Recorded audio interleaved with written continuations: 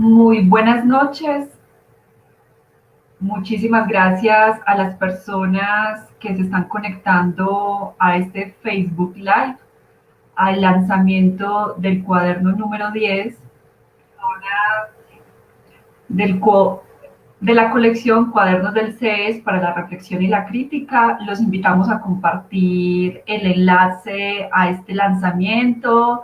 Los invitamos a divulgar esta revista seriada que realiza el Centro de Estudios Estanislao Zuleta.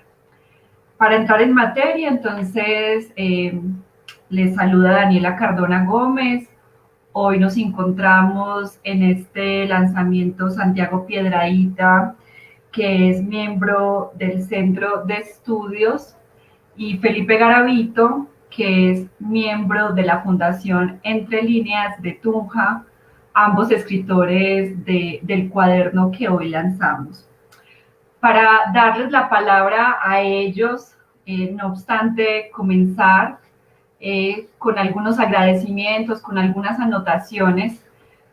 Primero, indicar que para nosotros es muy importante poder llegar al cuaderno número 10, porque alcanzar este número da cuenta de un trabajo sistemático y riguroso que hemos intentado realizar durante 5 años, y el día de hoy pues entonces podemos ofrecer el cuaderno número 10 y a su vez contarles que a propósito pues como un festejo de que estamos llegando al cuaderno número 10, que hemos sacado una caja especial, una cajita en la cual estarán reunidos los 10 primeros números. Ojalá pueda verse la caja. Ahí la estaba presentando Santi. Sí, están los 10 numeritos. Ahí están los 10 números. Queremos manifestarles pues nuestra alegría por poder lanzar esta caja, y decirles pues que también, aparte del cuaderno número 10, está a la venta. Es de alguna manera el festejo, como digo, por haber llegado a este número también, pero también como un incentivo a hacer unos aguinaldos en esta Navidad, y una forma pues de nuevo, como lo hemos dicho en otras ocasiones, de apoyar en términos de la autogestión y de la gestión de recursos al Centro de Estudios Estanislao Zuleta. Ahora una compañera por el chat del CES les va a indicar la manera como se pueden contactar con nosotros para poder adquirir la caja. La caja valdrá 100,000 pesos más el domicilio, pero de igual manera, si desean adquirir los cuadernos por separados, del 1 al 10 también pueden hacerlo. Bien. Por otro lado, queremos también expresar nuestra alegría porque tenemos un inédito de Estanislao Zuleta. Es una honda alegría porque efectivamente es el pensador que nos nombra, y en tanto nos nombra, para nosotros es un honor poder contar con un texto inédito de Estanislao Zuleta en esta revista seriada que es tan importante para nosotros en el trabajo cultural que hemos emprendido ya desde hace 5 años. Y bueno, de igual manera también agradecer a todas las personas que en el trayecto de estos 5 años han hecho posible que la revista se sostenga. También un agradecimiento a José Zuleta, el hijo de Estanislao Zuleta, que nos permitió la publicación de este inédito. Como decía ahora, a Felipe Garavito, a Santiago, que son escritores del cuaderno número 10, a Sara, que escribió el prólogo, y a Alejandra Salazar, pues que ha sido la editora durante los últimos años de esta revista, y también su diagramadora, y a todo el equipo editorial del CES y todo el equipo del Centro de Estudios que posibilita pues estas acciones culturales. Ahora sí entro en materia con los artículos. Me parecía fundamental iniciar con esos agradecimientos porque detrás de todo este trabajo hay personas de carne y hueso.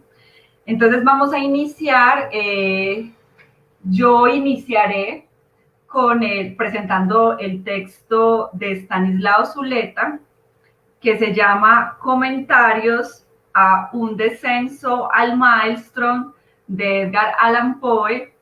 Luego continuará con su presentación Felipe Garavito con su texto Anotaciones en torno al cultivo del asombro, y cerraría Santiago Piedrahita presentando su texto Iván Ilich y nuestra actitud ante la muerte y la vida. Estas presentaciones pues son una manera de provocar la lectura a estos textos que entregamos en este cuaderno número 10.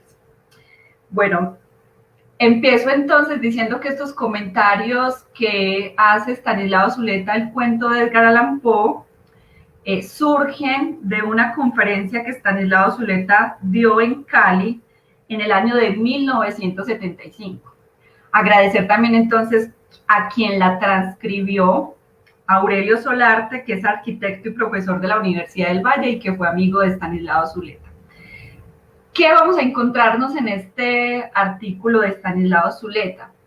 Estanislao Zuleta está inquieto porque encuentra una figura paterna en la obra de Edgar Allan Poe que no es la usual. Para Estanislao Zuleta, la figura paterna usual en la cuentística de Edgar Allan Poe es la figura del padre prohibidor. Y en el cuento de Un descenso al Maelstrom vamos a estar de cara a la figura paterna que se convierte en una guía, que se convierte en un invitador a investigar, que habla de su experiencia como investigador y por tanto le indica a los otros, por ejemplo, pues a quien es el narrador de este cuento, que también puede arrojarse a la experiencia de la investigación. Muy desde la línea en cómo trabaja Estanislao Zuleta, que es proponernos un problema, proponernos una problemática que articule aspectos que sean muy fundamentales para la vida personal y colectiva. Precisamente Estanislao Zuleta nos quiere poner de cara a qué significa aquello de entrar en el riesgo de la investigación, en el riesgo de leer los signos que ofrece el mundo. Entonces va a ser muy interesante y los invito a leer este artículo de Estanislao Zuleta porque también muy en su propio estilo, pues él nos dice que va a comentar un descenso al Maelstrom de Edgar Allan Poe, pero nos va llevando por diferentes cuentos, por diferentes obras de este escritor. Entonces, para poder llevarnos ante la reflexión de que en la obra de Edgar Allan Poe por lo general se encuentran figuras prohibitivas. ¿Qué quiere decir él con figuras prohibitivas? Que ante el ánimo del otro de arriesgarse en el pensamiento, de arriesgarse en la aventura del conocimiento, se encuentra una figura que obstaculiza. Para entonces hacer el contraste con esa figura paterna investigadora de Un descenso al Maelstrom, nos va a llevar al cuento del escarabajo de oro, pero también nos va a permitir sumergirnos en algunos cuentos policíacos como La carta robada, El doble asesinato de la calle Morgue, El misterio de Mary Roget. Entonces es muy bello porque vamos a otros cuentos para poder volver a Un descenso al Maelstrom. Entonces va a ser muy bello pues para quienes lo lean, y también nos va a permitir pensar mucho la relación entre el deseo del saber con el terror a saber. Ya para concluir, decir que también podrán ahondar en otros cuentos como la caída de la casa Husser, Ligeia y Berenice, porque también a Stanislao Zuleta le va a importar indagar la figura de la madre tumba, que la va a explorar en estos cuentos.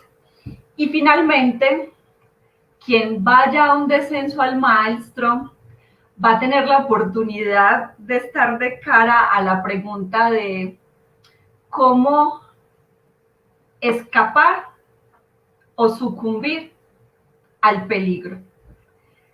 Y si se sucumbe o se escapa, o sea, ¿qué se necesita para escapar de ello con respecto a la capacidad de estar de cara al riesgo, a la pregunta y a la aventura investigativa?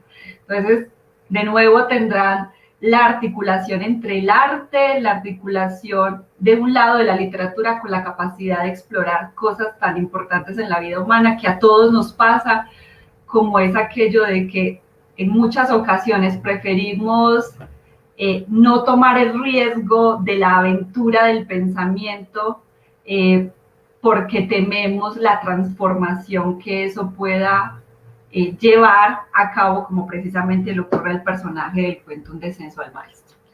Bueno, vamos a continuar entonces con la presentación de este cuaderno número 10 para que se sigan animando a leerlo. Entonces ya vamos a continuar con el texto Anotaciones en torno al cultivo del asombro. Y entonces, bueno, Felipe, tenés la palabra. Buenas noches, Daniela. Buenas noches, Santiago. No, pues primero extenderles la felicitación por este cuaderno 10 que da cuenta de un esfuerzo continuo por intentar divulgar diferentes ideas y por intentar hacer del pensamiento una herramienta fundamental para la transformación del destino individual y colectivo. Y agradecerles en concreto por la edición del texto, por el trabajo que sé que es un esfuerzo continuo por intentar dar el mejor resultado. Entonces, en primer lugar, agradecerles a ustedes y de verdad también comparto pues la dicha de recibir ya este cuadernos número 10 y además con este también texto de Zuleta. Y simplemente hacer una mención como muy general para llamar un poco a la lectura del texto. El texto, por eso se llama así, está constituido por una serie de anotaciones que no pretende tanto ser una elaboración exhaustiva del problema que allí formulaba, sino más bien intentar dar cuenta de manera fragmentaria de un asunto que me inquietó, que digamos me asombró, y en ese sentido intentar dar un poco de comprensión sobre ese asunto. Y para eso yo intenté dar cuenta pues en el texto de las principales dificultades que acarrea la posibilidad de instalarse en esta experiencia única, en esta experiencia inhabitual que es el asombro, dificultades que por un lado tienen que ver con la estructura social, con la forma en la que en una sociedad determinada circula el saber y se dan las relaciones también de trabajo, pero que también tiene que ver con las dificultades que acarrea la experiencia del asombro para un sujeto en particular, a un sujeto, digamos, en su carácter individual, en su soledad y en la soledad que también puede provocarle el asombro. Y para eso, además, yo tenía otra inquietud que a mí me llamaba personalmente mucho la atención, y es que a veces se repite continuamente que tenemos que asombrarnos, que el asombro es una experiencia positiva, bueno, que habría que hacer eso que es asombrarse, y bueno, había que interrogar, pues, qué quería decir eso del asombro, y por qué es una experiencia que es excepcional, que uno podría interrogar cuántas veces efectivamente se ha asombrado en su vida y cuántas de ellas se han instalado el asombro efectivamente como para movilizar una pregunta continua que abra un horizonte de comprensión. Y en ese sentido, simplemente señalando y recogiendo un poco algunas referencias de la tradición filosófica, intenté formular pues que en el texto que el asombro sería una vivencia, una experiencia que tiene la capacidad de mostrarnos lo más inhabitual dentro de lo habitual. Ahora mismo yo estoy acá sentado y veo las paredes de siempre, el balcón está allá afuera, etcétera, y lo puedo pasar por habitual, pero si uno se detuviera tan solo un instante seriamente a relacionarse y a pensar la relación que tiene, por ejemplo, con ese entorno, se daría cuenta que quizás es lo más asombroso que todo eso esté puesto allí. Y asombroso en los más diferentes sentidos, ¿no?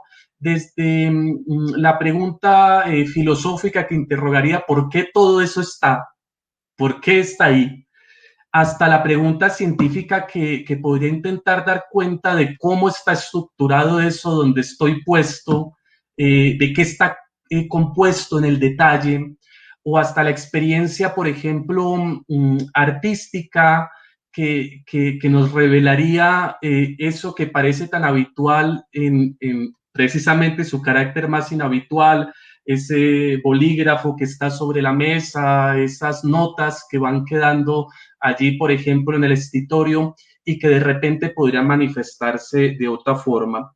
E incluso, digo yo, cosa bueno, que puede tener toda una discusión, pero que a mí me parece muy importante también vincular, asombro que también se encuentra en la experiencia religiosa auténtica. Y cuando digo en la experiencia religiosa auténtica, en esa experiencia que atraviesa un pensador como Agustín o como Kierkegaard o como María Zambrano, que lejos de escudarse en la fe como dogmas que les permitan resolver todas las preguntas, viven el misterio de todo cuanto es. Y esta pregunta por el asombro, como para invitarlos a desarrollar la lectura del texto, emergió ya en términos personales por una vivencia muy sencilla, pero que fue absolutamente revelador. Y es que en alguna ocasión, viajando precisamente con Pablo, con un compañero de la fundación, pasamos todos los días por un lugar que era un jardín. Todos los días pasamos por ese lugar, más o menos durante 9 días.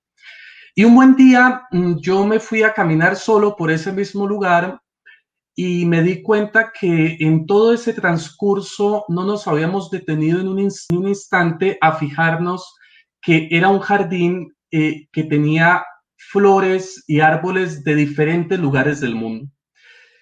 Había de todo el mundo puesto allí, digamos, un gran jardín, y de inmediato surgió, pues, para decirlo en términos muy coloquiales, oye, ¿usted por qué no ve? ¿Por qué no atiende a ese mundo que le circunda? ¿Por qué está, digamos, puesto allí sin ser consciente de que está puesto allí? Y eso de manera inmediata pues llevó a la escritura de este texto que como digo, no es un texto con fragmentos, un texto que tendrá incluso sus propias deficiencias, pero que a la par intenta apostar pues una palabra por dar cuenta de eso que sería lo asombroso.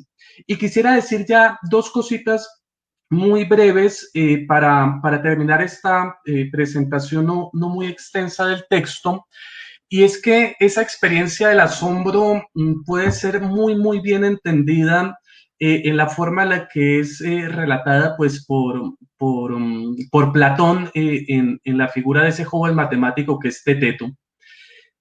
Sócrates está ahí preguntando, como suele hacerlo, como se encuentra por ahí con Eutifrón, se encuentra con cualquiera y le dice, bueno, usted debe saber esto, ¿no? Entonces, usted, joven matemático, que tiene el saber matemático, ¿me podría ayudar a entender qué significa saber? Y Teteto intenta una definición, intenta después otra definición, arriesga una tercera, y cuando se da cuenta que no sabe qué es el saber a lo que se dedican, le dice a Sócrates que no puede sentir sino vértigo. Y Sócrates de inmediato recoge eso, habla sobre el maestro precisamente de Teteto y le dice que razón tenía en señalar que Teteto tenía disposición filosófica porque el asombro es constitutivo del filósofo, pero el asombro está acompañado de esa doble experiencia. Asombrarse es vertiginoso porque implica reconocer que no se sabe muy bien qué es, por ejemplo, aquello que lo circunda a uno, qué es ese misterio de que haya, de que todo sea. Pero a su vez, el vértigo da una fuerza que es la fuerza o está marcada por la esperanza de poder abrir un horizonte de sentido en aquello que ha resultado asombroso. Y yo creo que en ese sentido habría que pues hacer ese llamado a volver a instalar la experiencia del asombro en un mundo que cada vez le quita más espacio ante la invasión de la curiosidad, de lo maravilloso, de lo que nos hace pasar el tiempo, o por el otro lado, pues del trabajo que no suele ser muy gozoso. Y con eso quería, la segunda cosa, finalizar leyendo un fragmentico muy breve, y es el siguiente, que estaría cerrando el texto. Solo mediante el cultivo de este padecer presente en la poesía, en la ciencia, en el arte y en la religión, será posible afirmar junto a Heráclito, también aquí están presentes los dioses, pues es divino todo aquello que nos asombra, el amor, la amistad, la muerte, el tiempo, están representados por dioses, son dioses para los griegos. ¿No es acaso este cultivo el que se requiere en estos tiempos de frenesí de consumo? ¿No es el asombro una de las maneras de hacer frente a la imposición de la aceleración, el pasmo, el entretenimiento y el desconcierto? Y bueno, dejar entonces allí esas breves anotaciones para que podamos, o con el fragmentico que está al inicio, de poder ver los mustios frutos, dice una amiga, poder atender detenidamente a las cosas y decir junto a Goethe, para asombrarme existo. Entonces, quería hacer esa breve presentación e invitarlos pues también a la lectura de este Cuadernos 10, y además otra cosa, a que compren el paquete completo, que está también ese Cuadernos 1, que ya casi no se encuentra y que tengo entendido harta gente quería y lo quiere, digamos, para completar la colección. Bueno, muchas gracias, Felipe, por la presentación que haces. Creo que dejas sobre la mesa unas provocaciones bien interesantes, y de nuevo pues agradecer a la Fundación Entre Líneas porque también han estado ustedes ahí siempre ayudándonos pues en estas acciones culturales nuestras. Vamos a continuar pues con el tercer artículo de Santiago Piedrahita, Iván Illich y nuestra actitud ante la muerte y la vida. Bueno, este texto tiene varias fuentes conscientes, uno no sabe de dónde sale, pero digamos que conscientemente tiene las siguientes fuentes. Primero, un grupo de estudio que tenemos en el CES, y que hago, pues, del que hice parte y ayudé pues, a dirigir, en donde leímos La muerte de Iván Illich, capítulo a capítulo, pues, de manera muy juiciosa. Entonces, como un agradecimiento para todos los que hicieron parte del grupo, porque me ayudaron pues, a pensar cosas que sin ellos no hubiera podido. La otra fuente, pues, es evidentemente el mismo Tolstoy, la misma novela corta o cuento largo, pues algunos le dicen relato. No sabemos cómo clasificar eso. Está Heidegger, en el que me apoyé mucho, pues, porque precisamente me atrevería yo a decir que mucho de lo que piensa Heidegger en la muerte no solamente se coincida con lo de Tolstoy, sino que se ampara en Tolstoy para decir lo que dice. Tanto así pues que en Ser y Tiempo está citado Iván Illich, pues, la muerte de Iván Illich. Y Philippe Variès, el historiador pues, de las mentalidades, el francés, porque precisamente se sirve de la muerte de Iván Illich como una de las expresiones pues, de la cultura occidental para dar cuenta de la sobrevivencia de dos tipos de actitud ante la muerte en ese mismo siglo XIX y en la misma Rusia. Y eso lo presenta Tolstoy. Es decir, una de las cualidades en donde radica el genio de Tolstoy es el haber descubierto que en su mismo país, en la misma época, sobrevivían dos actitudes ante la muerte distintas en dos clases sociales distintas. Es decir, la actitud ante la muerte que tenía, por ejemplo, la nobleza, de la que él hacía parte, muy distinta de la actitud ante la muerte que tenía los mujiks, con la que él se relacionaba, pues. Entonces, digamos que tengo esas fuentes, pues, para abordar el texto. Y, pues, el abordaje de la muerte de Iván Illich, yo lo hice pensando mucho en el lector. Pues un lector que siempre es virtual y que uno imagina e idealiza siempre, pero necesario pues para escribir. Y lo tengo en cuenta pues en el sentido de que el abordaje que hago de la obra es precisamente recorriendo digamos, capítulo a capítulo, tratando de encontrar un tema nuclear en un capítulo o en dos pues que tengo que juntar para proponer al lector, si se quiere, que pueda discutir con el texto luego de la interpretación, dado pues que está muy, pues yo cito mucho y tomo apartados literales para mostrar pues, digamos, de dónde es que estoy sacando yo que Tolstoy dice lo que dice, etc. Entonces digamos pues que eso sería pues un punto a favor para que lo leyese.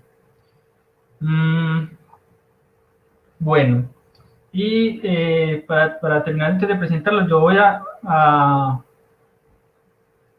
decir cómo se llama cada uno de los acápites. Me puede ayudar para decir cómo fue más o menos el abordaje y para que se antojen pues de leerlo.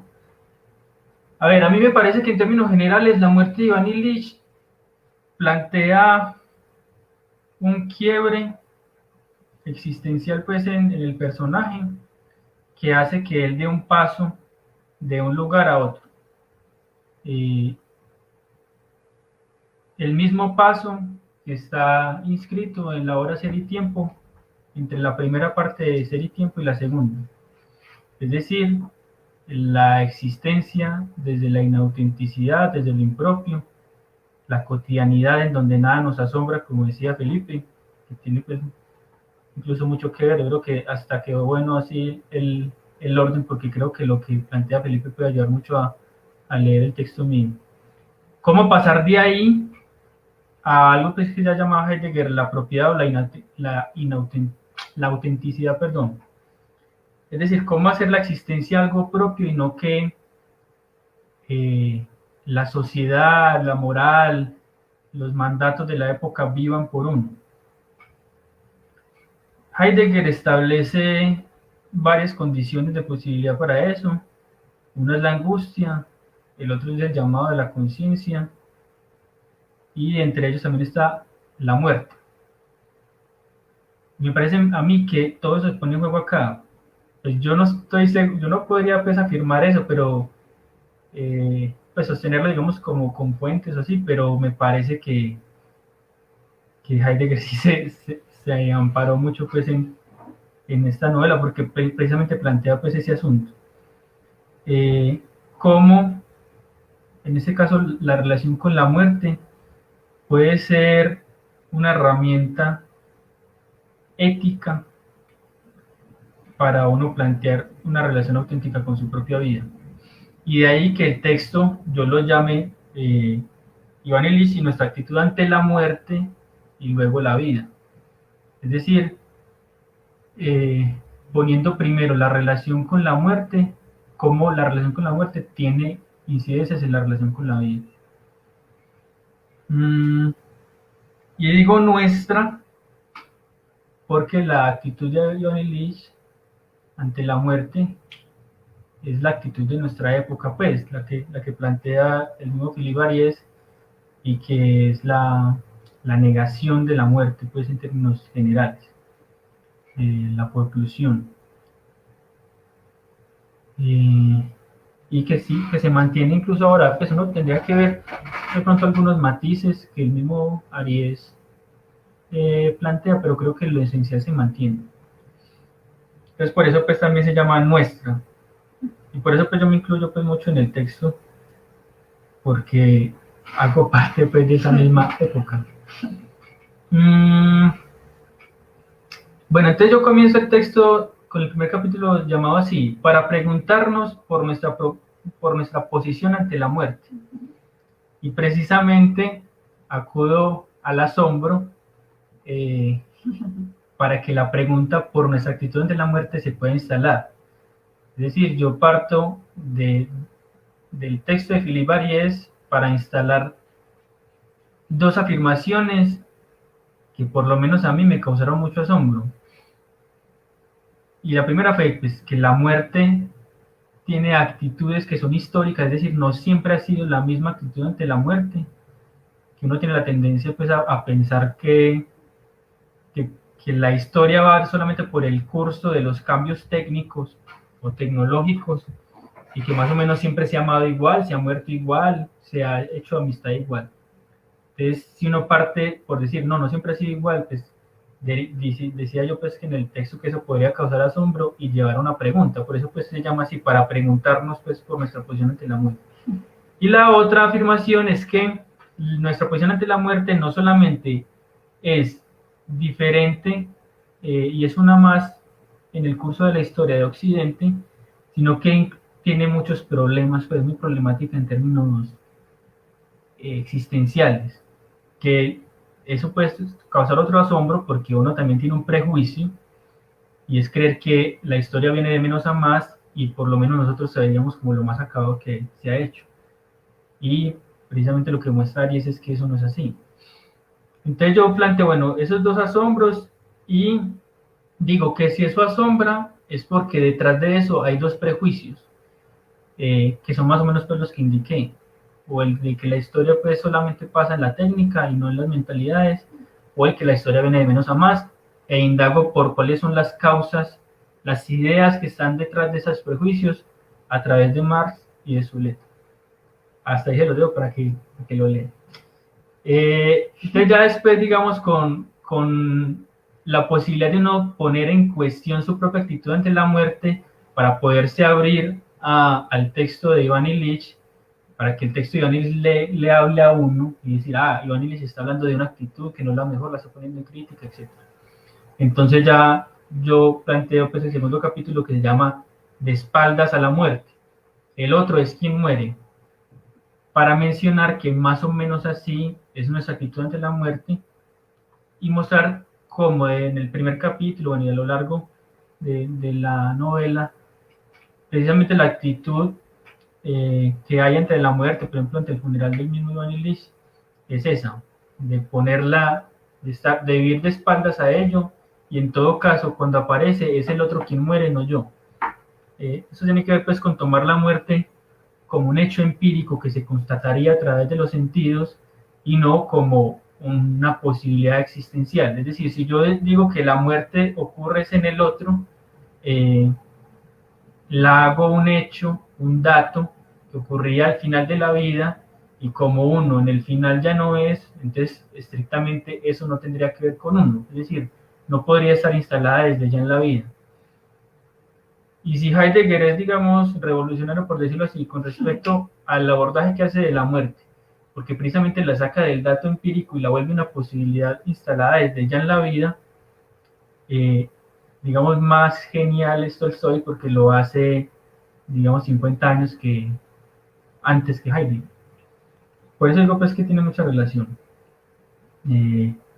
Bueno, y encuentra que hay dos tipos de muerte, y que es histórico, digamos, 60 años antes que Filibaries. Ahí fue la genialidad de los artistas. Bueno, entonces listo, sería más o menos pues ese segundo capítulo, abordaje pues general de esa actitud, El tercer capítulo se llama Lo terrible del ordinario, porque el segundo capítulo de la obra de Iván Ilich, la obra de Tolstoy, La muerte de Iván Ilich, comienza así. La pasada historia de Iván Ilich no podía ser más sencilla, más corriente, ni más terrible. Es decir, ¿por qué lo sencillo, lo corriente es terrible? Porque una vida llevada solamente en la cotidianidad, en donde nada nos asombra, en donde todo es familiar, en donde las cosas están prefiguradas, llevar la vida solamente ahí conlleva algo de terrible. Esa es la pregunta, pues, que a través de una afirmación que hace Tolstoy, se la suelta así a uno, pues, como tan tranquilo en la primera frase del segundo capítulo, se instala inmediatamente. Y lo hace a uno preguntarse, entonces, ¿qué tipo de día llevó Iván Ilich? Primero, para merecer la muerte que tuvo, porque el entierro de él, el sepelio, muestra pues cómo hay una... No se le da lugar pues a la muerte de Iván Ilich, pero también en esta afirmación de lo terrible y ordinario, porque reducen la vida de Iván Ilich a eso, a algo sencillo y la vuelven pues ordinaria. Y yo pues que es muy interesante porque uno tiene la idea de que precisamente la vida se tiene que hacer así, buscando lo sencillo, lo familiar, lo ordinario, hacer la vida como se debe, pues que es el mantra que siempre menciona Iván Ilich. Entonces digamos que yo ahí analizo esa frase amparado en un concepto de Heidegger que se llama el uno, porque me parece pues que tiene toda la relación del mundo, y es cómo uno puede hacer la vida de forma impersonal, en tanto las decisiones, los caminos por los que se optan, las elecciones que se toman en la vida, no las toma estrictamente uno, sino un impersonal, pero no las toma precisamente sí mismo o yo, el problema pues es impersonal, sino que las toma el uno, es decir, digamos, los mandatos sociales pues, de los que hablaba ahorita, y de ahí lo terrible, es decir, ¿quién vivió? ¿Sí mismo o uno mismo? Y por ende, entonces, ¿quién muere? ¿Una particularidad, una singularidad, un individuo, pues como plantea ahorita Felipe, o murió uno entre otros? El tercer capítulo, voy a adelantar un poquito porque me estoy extendiendo. El cuarto ya es la enfermedad como caída. Bueno, plantear pues que la enfermedad significa en Iván Ilich, en tanto él es un individuo de una sociedad que niega la muerte, y en tanto la enfermedad es una metáfora de la muerte, pues una caída dentro de los valores pues de la época, y una caída pues incluso a unas formas de subordinación, de pérdida de autonomía, incluso de extranjería. Es decir, él se vuelve un extranjero dentro de los suyos por ser un enfermo y por estar pensando en la muerte. Que estaba pensando pues también con lo de Felipe, que de pronto de dónde viene también ese vértigo, y es porque yo creo que el asombro, y en este caso pues también es ese asombro que tiene también Iván Ilich, porque se le presenta la muerte casi que por primera vez, le conlleva pues el vértigo de casi que estar solo, de volverse un extranjero, porque precisamente el habitar la sociedad en la que está conlleva a que uno niegue la muerte, no que se ponga de cara a ella. Pero me gustó mucho la presentación de Felipe, porque sería bueno plantear algunas conversaciones ahí, creo que sería interesante. Bueno, y de ahí que el capítulo 5 se llame El paso más difícil, de el otro muere al yo muero. Es decir, ¿qué se necesita para que uno salga de la familiaridad y el resguardo de las ideas sociales que lo cobijan y hacen la vida de uno, a apostar por una singularidad, y en este caso la singularidad de mi propia muerte, y es decir, el que muere soy yo, no el otro pues? Y de ahí pues me baso en Zuleta para plantear algo que es muy interesante en la novela. Y es que Iván Ilich, como todos nosotros, es capaz de decir que la muerte es. Él hace el silogismo pues, de Julio César, dice, Cayo Julio César es un mortal, todos los mortales deben morir, luego Cayo Julio César debe morir. Cambiar el nombre Cayo Julio César por Iván Illich en ese caso, pues o poner Santiago Piedradita, es una cosa más compleja. Y eso lo plantea Zuleta, dice, lo que pasa es que hay una diferencia entre la verdad en términos lógicos, porque evidentemente Cayo, lógicamente se tiene que morir, no le deriva de eso, a plantearlo ya en términos, digamos, existenciales. Él lo dice con respecto al deseo, es decir, superar el deseo de no querer morir. Esa división que se vive como un desgarro, y que lo plantea Iván Illich, un desgarro que se da a costa de su conciencia. De ahí pues yo también rescato la determinación inconsciente del pensamiento, porque él preferiría no convencerse de eso y no seguir indagándolo, y no que, más bien convencerse de que sí, que Cayo Julio César muere y él sigue con su vida. Y sin embargo el pensamiento lo sigue llevando a un punto sin retorno, en el que la soledad se vuelve aún más grande, porque ahora dice, sí, efectivamente, yo voy a morir, no se trata de una enfermedad, no se trata del páncreas, bueno, todas esas metáforas que tiene ahí para olvidarse de que es la muerte y aceptarla. Ese paso es el paso del pensador. Y yo defiendo ahí que Iván Illich es un pensador. Es muy extraño, porque él es, sin embargo, alguien mediocre. Y a pesar de eso, pensó. Es decir, porque yo no digo que la muerte en sí misma vaya a llevar a eso. Mucha gente ha estado al final de la muerte y siguen creyendo que no se va a morir o que van para otra vida, etcétera, y no los tiene que llevar al pensamiento. Y sin embargo, Iván Illich lo hizo. Pues, es una cosa más o menos pues, como difícil de pensar por qué, pero el caso es que Tolstoy lo propone así. Y tan pensador es que lo lleva, digamos, a la soledad propia del pensador, porque rompe con toda su época, y de ahí que yo planteé entonces, en el capítulo 6, que se llame La soledad de Iván Illich. ¿En qué va a radicar esa soledad?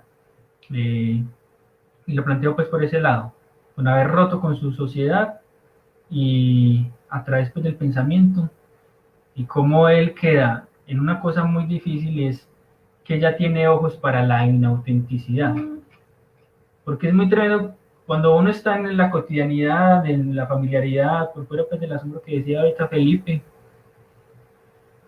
dos que niegan la muerte, digamos, más o menos se pueden entender y hacer compañía. Yo también tengo esa pregunta ahí, ¿cómo hace una compañía con el otro? Pero digamos que el otro no me es un extranjero porque compartimos esas mismas ideas.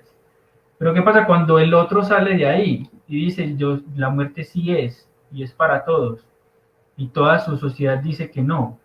Ahí lo que pasa es que Iván Illich asiste a poder ver con esos ojos que le da el pensamiento la inautenticidad con la que la gente hace la vida y con la que se refieren a él ahora que él sabe que es un moribundo.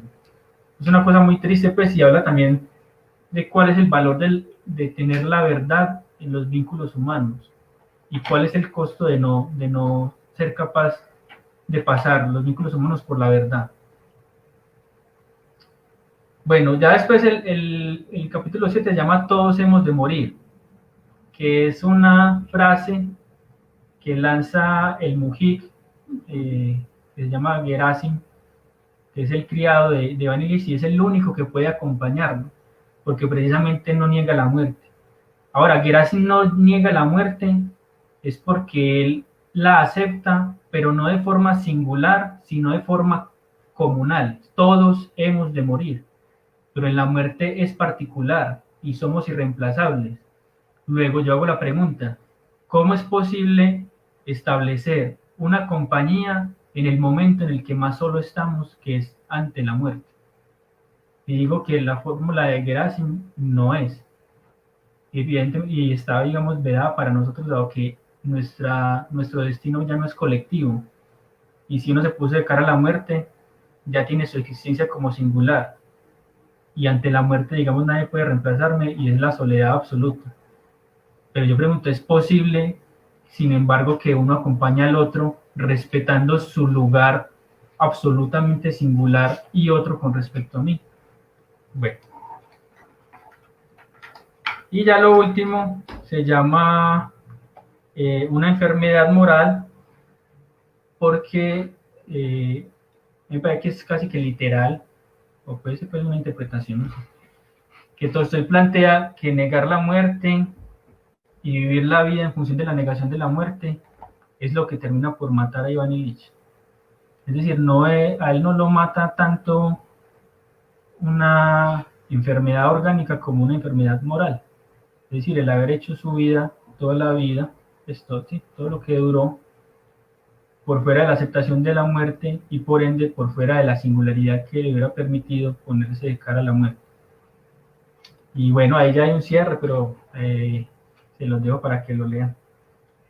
Bueno, Santi, te agradezco muchísimo esta presentación. Creo que ahí también suscitar lo que el lector podría encontrar en cada uno de los capítulos que integran el texto, pues también es bien interesante como una forma de promover que se acerque pues a este texto.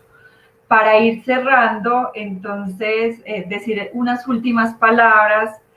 Lo primero es que me parece muy importante subrayar lo que ahora dijiste, Santi, de que el texto que ofreces es producto, obviamente, pues de tu trabajo, de tu propia investigación, pero estuvo amarrado a otros procesos internos del centro de estudios, porque aparte de que tuvimos un grupo que se llama de lecturas literarias, donde se estuvo trabajando la muerte de Iván Ilich de Tolstoy, tomándolo como una posibilidad de filosofar la vida que vivimos, de filosofar el estar de cara a la muerte, pero a su vez tuvimos la posibilidad de ofrecer un curso Sí. que tuvo en el centro el problema de la muerte. Y un pensarlo humano.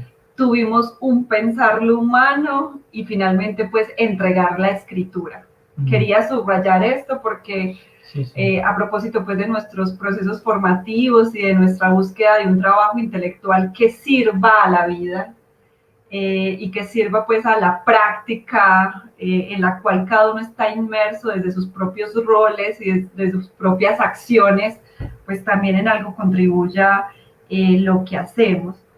Y también quería subrayar otra cosa para que se animen a adquirir el cuaderno número 10, y es que es una especie de intertexto, porque si leyendo tu artículo está la invitación a ir a la novela corta o al cuento largo de Tolstoy, con Estanislao Zuleta, con su conferencia, estaríamos también de cara a ir a navegar por la obra de Edgar Allan Poe, y claro está, obviamente pues en los tres textos, el de Felipe, el de Santiago y el de Estanislao Zuleta, pues estará todas las fuentes bibliográficas de las cuales bebieron, que también es una oportunidad de ingreso al conocimiento. Y que es un número muy especial, escuchándoles, pues a veces me siento pues como un poco angustiada porque yo estaba comentando el texto de Estanislao, pues él no estaba aquí.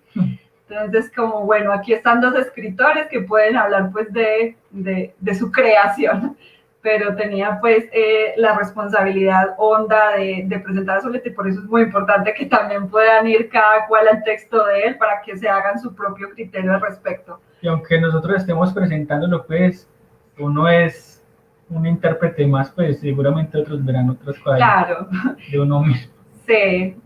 Y de todas maneras, en esa tarea pues de presentar el texto de Zuleta y de escucharles a ustedes dos, me pareció que es muy bello porque los tres textos articulan de alguna manera esa invitación pues al asombro que nos deja Felipe con su texto, porque precisamente a mí se me olvidó decir algo tan importante como un descenso al maelstrom, es un descenso a un torbellino, a un remolino abierto en la ferocidad del mar, que se traga objetos tan grandes pues como grandes barcos y obviamente pues humanos y demás cosas que puedan aparecérsele para ser devorados.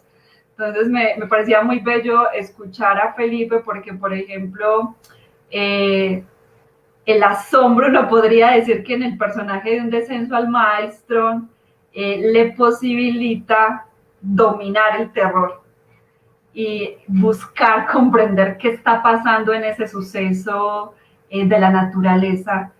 Entonces es tremendamente bello pues que el deseo de saber, el deseo de investigar, abierto inicialmente por el asombro, le posibilitara entonces dominar el terror.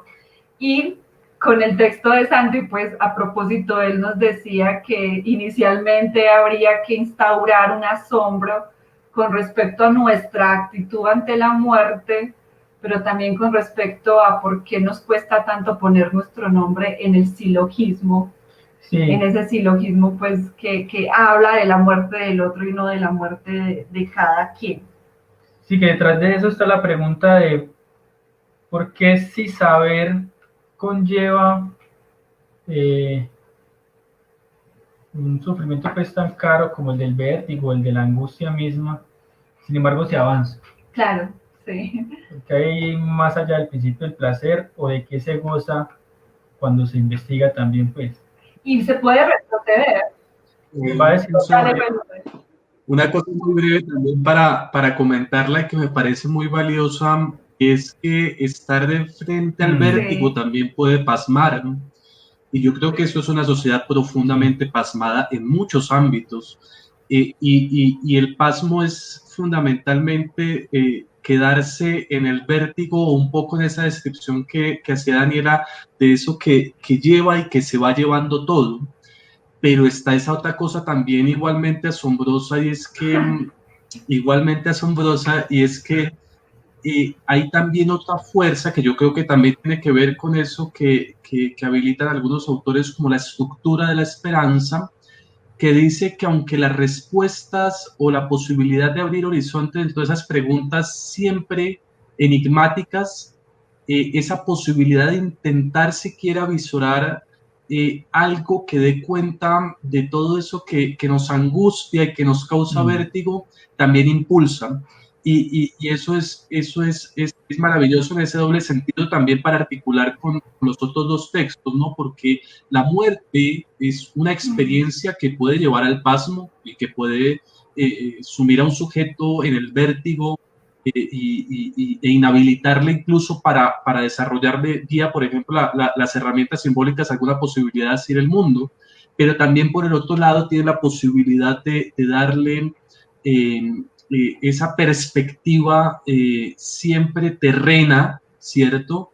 Limitada, finita, pero que arriesgue la posibilidad de los horizontes. Entonces quería hacer solo ese breve comentario y que también yo caigo en la cuenta conversando con ustedes en el hecho de que hay un diálogo que se establece entonces allí entre esos tres textos y que me alegra también. Gracias, Felipe. Mucho eso. Y para concluir entonces decirles nuevamente que no solamente está a la venta el cuaderno número 10 con estos tres textos que como nos ha permitido esta conversación reconocer están articulados, sino que están también a la venta los tres primeros, los 9 números que le anteceden a este 10 y que decidimos sacar a la luz una caja especial donde pueda agruparse esta colección y entonces recordarles que en esta colección pueden encontrar temas como la reflexión sobre la educación, sobre la universidad, la reflexión sobre la poesía, sobre la ciudad en tiempos del capitalismo y la historia de la ciudad que le antecede a la que tenemos en nuestros tiempos, que pueden encontrar reflexiones sobre el trabajo, qué es el trabajo también en el capitalismo, reflexiones sobre el amor, reflexiones sobre los celos, reflexiones sobre la izquierda en Colombia, reflexiones sobre el feminismo, sobre el marxismo, sobre la revolución cubana, es decir, hay un abanico de temas bastante amplio que está consignado en estos 10 números y que están ahí pues precisamente por todos los escritores que han aportado durante estos 5 años, miembros que ya no están personas externas y otros que nos sostenemos pues en la organización, pero todos ellos durante 5 años pues han posibilitado esta enunciación de temas de reflexión y de investigación que creo que a todos nos puede servir. Incluso pues la bandera del CES puede servir más allá de la academia, porque el conocimiento pues es un patrimonio de la humanidad y estamos convencidos pues de que todos y todas podríamos pues llegar a estas temáticas. Entonces, muy invitados a adquirir la caja, como aparece en pantalla, como aparece por el chat, hay un WhatsApp donde pueden preguntar por ella, cómo adquirirla, o los números por separados, como también lo tenemos enunciado. Y una última cosita que no quiero que se me escape es que también, pues aparte de que los escritores a lo largo de estos años han posibilitado la emergencia de esta producción intelectual y cultural, y también los que han trabajado pues en su diseño editorial, todo lo que corresponde a lo editorial, pues también tuvimos por un buen tiempo el apoyo de Confiar en la impresión de ellos, que la cooperativa Confiar, que también me parece pues muy importante poder hacer ese agradecimiento. En últimas, reconocer todo lo que está detrás pues para que esto pueda existir, y obviamente ustedes como lectores también hacen posible la existencia de este trabajo. Bueno, muchas gracias a Felipe, muchas gracias a Santiago por la participación en este espacio, a todos los que nos acompañaron